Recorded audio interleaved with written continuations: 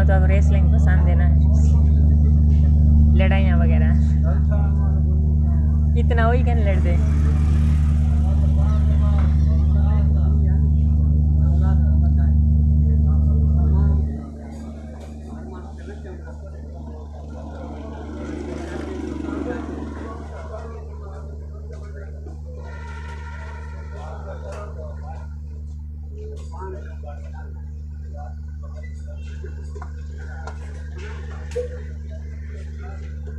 बस बस।